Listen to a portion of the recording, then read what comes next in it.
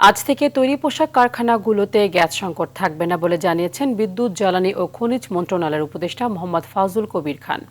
সকালে সাভারের আশুলিয়ায় power plant পরিদর্শন শেষে এ কথা জানিয়েছেন তিনি। এ সময় তিনি আরও বলেন, পল্লী বিদ্যুৎ সমিতিতে আন্দোলন করার কোনো কারণ নেই। আন্দোলনকারীদের যৌক্তিক দাবিগুলো সমাধানের আশ্বাসও দিয়েছেন তিনি।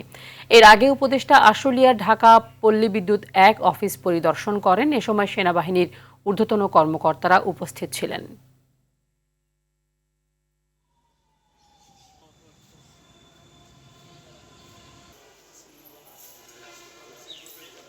আজকে থেকেই বাড়বে।